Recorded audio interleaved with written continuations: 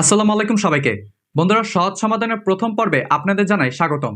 এখন প্রশ্ন করতে পারেন, ভাইয়া সহজ সমাধান এটা আবার কি? বন্ধুরা, আমাদের এই চ্যানেলে সহজ সমাধান নামক একটি নতুন সিরিজ আমরা চালু করছি। যে সিরিজে আপনাদের ইউটিউব এবং ভিডিও মেকিং নিয়ে যে সমস্যা এবং প্রশ্নগুলো রয়েছে সেগুলোর সমাধান ও উত্তর দেওয়ার জন্য প্রতি সপ্তাহে শুক্রবার সন্ধ্যা 7:45 আমাদের এই চ্যানেলে ভিডিও আপলোড করা হবে।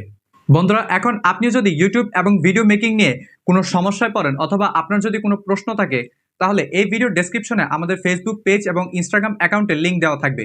সেখানে আমরা প্রতি রবিবার একটা পোস্ট করব এবং সেই পোস্টের কমেন্ট বক্সে আপনার প্রশ্ন এবং সমস্যাটাকে উল্লেখ করতে হবে এবং সেই প্রশ্নগুলোকে আমি কালেক্ট করে প্রতি শুক্রবারে উত্তর হিসেবে একটি ভিডিও আমাদের এই চ্যানেলে আমি আপলোড করব।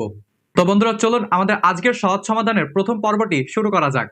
বন্ধুরা, আমাদের আজকের পর্বে সর্বপ্রথম আমরা যে প্রশ্নটার উত্তর দিতে চলেছি সে প্রশ্নটি করেছেন রিফাত। তিনি বলেছেন, ভাইয়া আমার চ্যানেলে একটা কপিরাইট ক্লেম আছে, এখন আমি কি মনিটাইজেশন পাবো? জি ধন্যবাদ, আপনি খুবই গুরুত্বপূর্ণ একটি প্রশ্ন করেছেন। আপনি বলেছেন আপনার চ্যানেলে যদি কপিরাইট ক্লেম থাকে তাহলে আপনি মনিটাইজেশন পাবেন কিনা। এখানে আপনাকে আমি বলতে চাই, আপনার চ্যানেলে যদি কপিরাইট ক্লেম থাকে আপনার মনিটাইজেশন পেতে কোনো সমস্যা হবে না। তবে আপনার যে ভিডিওতে কপিরাইট ক্লেম এসেছে সেই ভিডিওটাকে শুধু আপনি মনিটাইজ করতে পারবেন না, অর্থাৎ সেই ভিডিও থেকে আপনি কোনো রেভিনিউ জেনারেট করতে পারবেন না।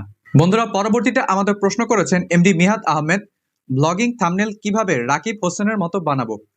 জি, আপনি যদি ব্লগিং থাম্বনেল বানাতে চান তাহলে আপনাকে কিছুদিন অপেক্ষা করতে হবে, কারণ খুব শীঘ্রই আমাদের চ্যানেলে ব্লগিং থাম্বনেল কিভাবে বানাবেন এই নিয়ে ভিডিও আপলোড করা হবে। আর আপনি যদি অপেক্ষা করতে না চান তাহলে আপনি ইউটিউবে সার্চ করতে পারেন কিভাবে ব্লগিং থাম্বনেল বানাবো। এই নিয়ে সার্চ করলে আপনি ইউটিউবে অসংখ্য ভিডিও পেয়ে যাবেন। সেখান থেকে আপনার পছন্দ মতো যে কোনো একটি ভিডিও দেখে আপনি ব্লগিং থাম্বনেল বানানো শিখে নিতে পারেন। বন্ধুরা, নেক্সট যে প্রশ্নের উত্তরটা দিব সে প্রশ্নটি করেছেন সাদিয়া। যেহেতু আমি একেবারেই নতুন চ্যানেল খুলেছি, কোনো কিছু বুঝি না, তাই প্রথমে বলতে চাই আমি আপনার চ্যানেল সাবস্ক্রাইব করে প্রশ্ন করতে আসছি। আশা করি আমার প্রশ্নের উত্তর অবশ্যই দেবেন। আমার প্রথম প্রশ্ন হচ্ছে, pixels.com অথবা pixabay.com থেকে কোনো ভিডিও বা ছবি ডাউনলোড করার পর ডেসক্রিপশনে কি ক্রেডিট দিতে হবে? আর যদি দিতে হয় সেটা কিভাবে দিব? জি, আপনার প্রশ্নের উত্তর হচ্ছে, আপনি যদি পিক্সাবে এবং পিক্সেলস ওয়েবসাইট থেকে কোনো ছবি এবং ভিডিও ফুটেজ ডাউনলোড করে আপনার চ্যানেলের কোনো ভিডিওর মধ্যে ব্যবহার করেন, তাহলে আপনার ভিডিও ডেসক্রিপশনের মধ্যে কোনো ক্রেডিট দেওয়ার প্রয়োজন হবে না।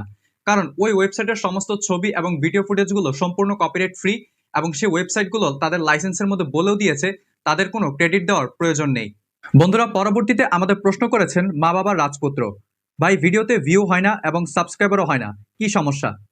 জি, আপনার সমস্যা হচ্ছে আপনার চ্যানেলের কোনো ভিডিওর মধ্যে ভিউ এবং আপনার চ্যানেলের সাবস্ক্রাইবার বাড়ছে না।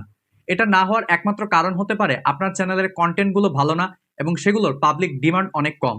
সেজন্য আমি আপনাকে রিকমেন্ড করব সেই ধরনের কন্টেন্ট আপনার চ্যানেলে আপলোড করার জন্য যেগুলো পাবলিক ডিমান্ড অনেক বেশি, এবং আপনার ভিডিওগুলোকে ভালোভাবে এসইও করার চেষ্টা করবেন এবং একটা নির্দিষ্ট শিডিউল মেনে আপনার চ্যানেলে ভিডিও আপলোড করবেন। তাহলে ইনশাল্লাহ আপনার চ্যানেলের ভিউ এবং সাবস্ক্রাইবার দুটোই বাড়তে পারে। বন্ধুরা, নেক্সট আমাদের প্রশ্ন করেছেন মোহাম্মদ এয়ার, ভাই আমি অনেক কষ্ট করে ভিডিও করি কিন্তু তেমন ভিউ হয় না কেন? জি, ইউটিউবে আসলে সবাই অনেক কষ্ট করে ভিডিও তৈরি করে, কিন্তু বর্তমানে ইউটিউব যে পরিস্থিতির মধ্যে আছে সেখানে সফলতা অর্জন করতে হলে আপনাকে যেন তেন কোনো ভিডিও আপলোড করলেই হবে না। আপনাকে অবশ্যই ভালো কোয়ালিটির ভিডিও আপলোড করতে হবে, আপনার ভিডিও কোয়ালিটি ইমপ্রুভ করতে হবে, কন্টেন্ট কোয়ালিটি ইমপ্রুভ করতে হবে এবং আপনার থাম্বনেলকেও বেটার করতে হবে। তারপরেই কিন্তু আপনার চ্যানেলে ভালো ভিউজ আসবে। যদি আপনার থাম্বনেল কোয়ালিটি, ভিডিও কোয়ালিটি কোনোটাই ভালো না হয়, আপনি যতই ভিডিও আপলোড করুন না কেন আপনার চ্যানেল কিন্তু কখনোই গ্রো করবে না। সেজন্য অবশ্যই ভিডিও কোয়ালিটি এবং থাম্বনেলটাকে বেটার করার চেষ্টা করুন। বন্ধুরা, আমাদের আজকের পর্বের সর্বশেষ প্রশ্ন করেছেন এমডি হাবিব।